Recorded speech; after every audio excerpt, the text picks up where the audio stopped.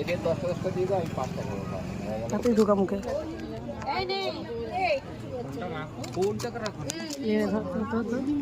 দেখা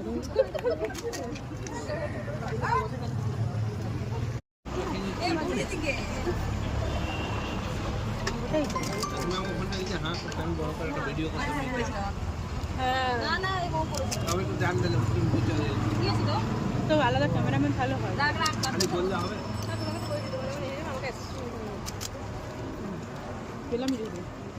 একটা জায়গায় হালখাতা করা হয়ে গেল ওই দোকানটাতে।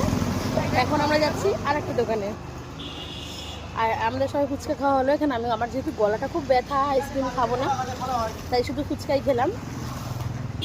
আমার মা খেতো মা আইসক্রিম। আমার মা আর বৌদি তো যেখানে যাবে আইসক্রিম পেলেই হলো। তুই খেয়েছিস? ও ও আমার মতন কপাল, আহারে আইসক্রিম পেলো না। ঠিক আছে গাইস, টাটা।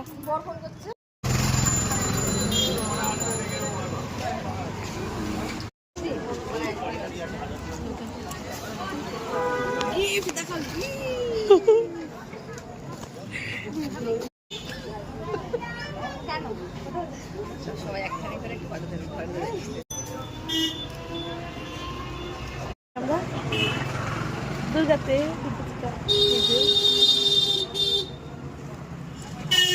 রাতে দোকানে এসে দাঁড়িয়ে আছে দেখো।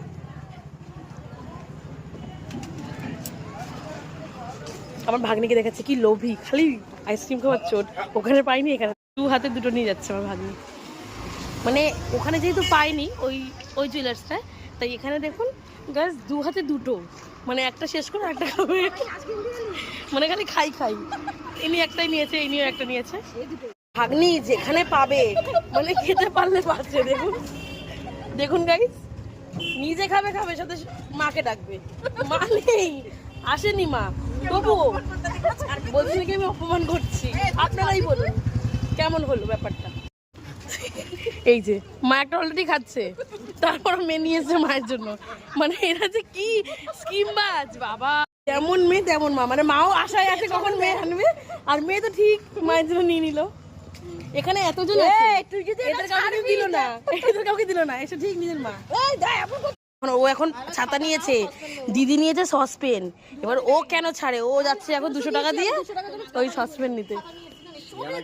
কেন? হ্যাঁ হ্যাঁ হ্যাঁ, এই দেখো আমি বলেছি ঢাকনা আমাকে দিস কিন্তু। মানে কি অবস্থা, যা দেখবে একটা করে দেখলেই হলো, রেডি সেডি গো যাওয়ার জন্য।